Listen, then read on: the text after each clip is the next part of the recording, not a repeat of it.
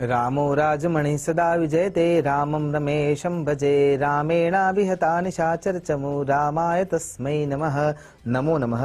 તમારા બધાનું સ્વાગત કરું છું આધ્યાત્મિક મહાશક્તિમાં। આજે વિજયા એકાદશી। વિજયા એકાદશી એટલે વિજય અપાવનારી એકાદશી। પણ આ શબ્દમાં બે શબ્દો જોવા મળે છે, વિજય અને જય। તો ખરા અર્થમાં શું બંને શબ્દો માયને રાખે છે? હા, સમજવાની જરૂર છે। વિજય શબ્દ એ બહારના દુશ્મનોને જ્યારે તમે હરાવવા માટે જાઓ છો ત્યારે એ શબ્દ વાપરવામાં આવે છે। કોઈ પણ દિવ્ય પુરુષ એના આશીર્વાદ રૂપે તમને એ આશીર્વાદ આપતા હોય છે, વિજયી ભવ। રાજા મહારાજાઓ જ્યારે બેન દીકરીના શિયળને જમીનને બચાવવા માટે અથવા દેશ દાજ માટે થઈને એ જ્યારે શિખાવતે જતા ત્યારે એમને દિવ્ય પુરુષો વિજયી ભવના આશીર્વાદ આપતા, કેમ કે એ બહારનું યુદ્ધ છે, બહારના વ્યક્તિઓ સાથે હિંસા સાથે જોડાયેલું યુદ્ધ છે અને એમાં વિજયી થવા માટે જે આશીર્વાદ છે એ વિજયી ભવ છે। પણ આ શબ્દને થોડું સમજવાની જરૂર છે। જ્યાં શબ્દ આવે છે જય, સદગુરુ દેવ કી જય। રાષ્ટ્રગાનમાં જય હે જય હે 3 વાર। હનુમાન ચાલીસામાં જય જય જય હનુમાન ગુસાઈ। ભગવાન પરમ તત્વોને પણ આપણે જયકારા સાથે નિવેદિત કરીએ છીએ। રાજા મહારાજાઓને પણ આપણે જય ગાઈ ચૂક્યા છીએ અને એના સાથે સાથે અન્ય દેવ તત્વોની પાછળ પણ જયકારો સંભળાય છે। તો સાચા અર્થમાં આ જય શબ્દ શેના અર્થમાં છે?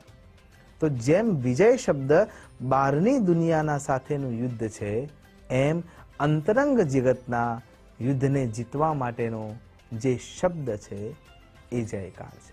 એટલે કે આપણા પરમ તત્વોએ સાચા અર્થમાં અંદરના જે 6 પ્રકારના દુશ્મન છે, કામ, ક્રોધ, લોભ, મોહ, મદ અને મત્સર, એનો નાશ કર્યો છે અને એના ઉપર વિજયતા પ્રાપ્ત કરી છે ઇન્દ્રિયોના સંયમ દ્વારા અને પોતાની તપશ્ચર્યા દ્વારા। એટલા માટે એના પાછળ જય શબ્દ વાપરવામાં આવે છે। માટે જ્યારે આ એકાદશી વ્રત તમે કરી રહ્યા છો તો એના પાછળનો આશય પણ શું છે કે જ્યારે તમે વૈકુંઠમાં પાર્ષદો તમને લઈ જશે તમારા કર્મના અનુબંધને, ત્યારે 7મા દરવાજે પણ જય અને વિજય પરીક્ષા લેશે જ। વિજય પહેલી પરીક્ષા લેશે અને પૂછશે કે શું સમાજના દૂષણોનો નાશ કરવા માટે તમે કોઈ પ્રયત્ન કર્યો છે ખરા? સાચા અર્થમાં ધર્મને જાણીને બીજાના પ્રતાડનને સહન કરીને પણ તમે સચ્ચાઈનો રસ્તો અપનાવી રાખ્યો છે ખરા? અને જ્યારે તમે એ પરીક્ષામાંથી પાસ થાઓ છો ત્યારે જયની પરીક્ષા આવે છે અને એ ખરા અર્થમાં પૂછશે, એ પરીક્ષા વધુ કઠણ છે કે તમે તમારા આપ્તજનોને ક્ષમારૂપે પુષ્પ આપ્યું છે? તમે તમારા નજીકના વ્યક્તિઓને અથવા તમારા ઉપર અપકાર કરવાવાળા કૃતજ્ઞોને સામે કૃતજ્ઞતા ભાવ આપ્યો છે? તમે તમારા ઇન્દ્રિયોના સંયમ થકી કામ, ક્રોધ, લોભ, મોહ, મદ અને મત્સરને કંટ્રોલ કર્યો છે? અને જો તમે એ પાર પાડ્યું છે તો એ વિષાક્ત અવસ્થાને છોડી છે તો, અને સાચા અર્થમાં પોતાના અંતરંગ શક્તિઓનો સાક્ષાત્કાર કરીને જીવનને યોગ્ય રીતે જીવ્યા છો તો જ તમે ભગવાન વિષ્ણુ નારાયણના ક્ષીર સમુદ્ર સુધી પહોંચવાને યોગ્ય છો। અન્યથા આ વિજયા એકાદશીની વ્રત કથા આપણને ત્યાં સમજણ આપે છે કે પહેલા બહારની જે દુનિયા છે એને તમારે સાથે લઈને ચાલવાનું છે અને તો જ તમે એમાંથી પ્રાપ્ત કરી શકશો જીવનના મૂલ્યોને। સાચા અર્થમાં જોવા જઈએ, માનો કે આપણે ગાયને ખરીદવા માટે જઈએ છીએ તો એવું થોડું કહી શકીશું કે મને તો દૂધ આપનારી ગાય જ આપવી રહી, પણ જ્યારે તમે દૂધની યાચના કરો છો તો છાણ પણ એના જોડે જોડાયેલું રહેશે જ। આ દુનિયામાં કોઈ પણ ફળ એવું નથી કે જેના અંદર કોઈ પણ તત્વ છોડવું ના પડે। ચાહે કેળું હોય તો ઉપરની છાલ છોડવી જ પડશે। દ્રાક્ષ પણ એવી છે કે જેના અંદર બીજ હોય છે અને અમુક દ્રાક્ષ એવી છે કે જેના પાછળ ડંઠલ જોડાયેલું છે, એ ડંઠલ તમારે છોડવું પડશે, ત્યાં એનો ડાઘો રહી જાય છે, એ પણ છોડવું જ પડે છે। નારિયેળને તમે વધેરો છો તો એના ઉપરનું જે કવચ છે એ તમારે છોડવું જ પડે છે, તો જ તમે એ મેળવી શકો। એટલે જે પોઝિટિવ તમે ઈચ્છો છો તો સામે નેગેટિવ તમારે સામે આવ્યા વિના રહેવાનું નથી અને એના સાથે ડીલ કર્યા સિવાય તમે વિજયતા પ્રાપ્ત કરી શકવાના નથી। અને એટલા માટે પોતાના આપ્તજનોને નજીક રાખો। ભલે 5 અલગ અલગ આંગળીઓ છે પણ છેલ્લે મૂળ તો એકના એક જ રહેવાનું છે અને ત્યારે તમને વિજયતા મળશે। એટલા માટે અહીંયા જે વ્રત કથા છે એને સમજવી જરૂરી છે।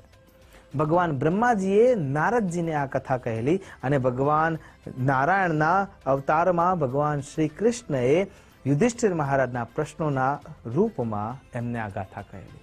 ગાથા ત્રેતાયુગની છે. ભગવાન રામની ઘટના આમાં જોવા મળે છે. ભગવાન રામ જ્યારે રત્નાકર જ્યારે આડખીલી રૂપે ઊભું છે, જગ્યા મળતી નથી લંકા જવા માટે, કેમ કે સમુદ્ર પોતાના ગર્ભમાં અસંખ્ય જીવાત્માઓને સાચવીને બેઠા છે. એટલા માટે 3 દિવસની પરીક્ષાની રાહ જોયા પછી પણ, તપસ્વિત થયા પછી પણ સમુદ્ર રત્નાકર જલધી માર્ગ આપવા માટે તૈયાર નથી. અને એ વખતે ખૂબ જ વિહવળ રીતે રામ વિચાર કરે છે કે હવે રસ્તો કરવો શું. અને એ વખતે લક્ષ્મણને બોલાવીને એમ કહે છે કે લક્ષ્મણ, આપણને કોઈ ઉપદેશ આપી શકે, કોઈ સમજાવી શકે, કોઈ માર્ગ આપી શકે એવા કોઈ યોગ્ય વ્યક્તિ અહીંયા મળી શકશે? લક્ષ્મણ આશ્ચર્યમાં આવીને પૂછે છે કે તમે તો સર્વજ્ઞ છો અને છતાં તમે કોઈનું માર્ગદર્શન લેવા માટે તૈયારી બતાવી રહ્યા છો? ત્યારે રામ ફરીથી યાદ અપાવે છે કે હું મનુષ્ય યોનિમાં છું. ચમત્કાર કરવો એ મારા માટે યોગ્ય નથી અને સુયોગ્ય પાત્રોનું માર્ગદર્શન લેવા થકી જ હું જીવન વ્યાપન કરી શકીશ. અને એટલા માટે ત્યાં લક્ષ્મણજી વક્દાલભ્ય ઋષિનું ધ્યાન ધરે છે અને વક્દાલભ્ય અથવા દાલભ્ય ઋષિને મળવા માટે બધા જાય છે. અને દાલભ્ય ઋષિ એમ કહે છે કે જો તમારે આ પરિસ્થિતિમાંથી રસ્તો જોઈએ છે તો મા મહિનાના કૃષ્ણ પક્ષની જે એકાદશી છે, જેને વિજયા એકાદશી કહેવામાં આવે છે, એનું સેના સમેત નિયમો સાથે વ્રત વિધિદાન કરવું પડશે અને એના થકી તમને આગળનો માર્ગ મળી શકે એમ છે. અને પછી નલની માહિતી મળે છે કે જેને શ્રાપ છે એ વરદાનમાં આપણને પરિવર્તિત થતું જોવા મળે છે અને જે દરિયામાં પથ્થરો નાખે છે અને પથ્થરો તરતા થઈ જાય છે. કહેવાનો અર્થ એ છે કે જીવાત્માના જીવનમાં મહાત્મા આવે ત્યારે પરમાત્મા 100% મદદ કરનાર બની જાય છે. અને વક્દાલભ્ય ઋષિના માર્ગદર્શન હેઠળ સેના સમેત રામજી આ વ્રત વિધિદાન કરે છે અને પછી એમને રસ્તો મળે છે કે સેતુ કેવી રીતે બાંધી શકાય. પણ કથા અહીંયા પૂર્ણ થઈ જાય છે. સમજવાની વાત શું છે?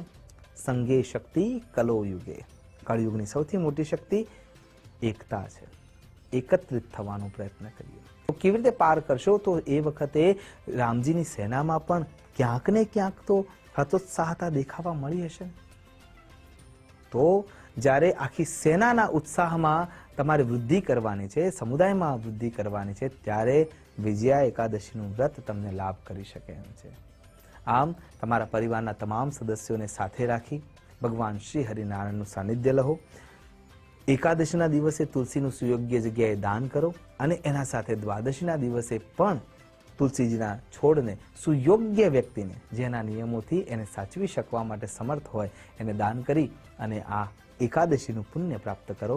એ જ અભ્યર્થના સાથે ભગવાન શ્રી હરિનારાયણનું સાનિધ્ય થાય અને સાથે સાથે જીવનના સંઘર્ષોને આપણે પાર પાડી શકીએ.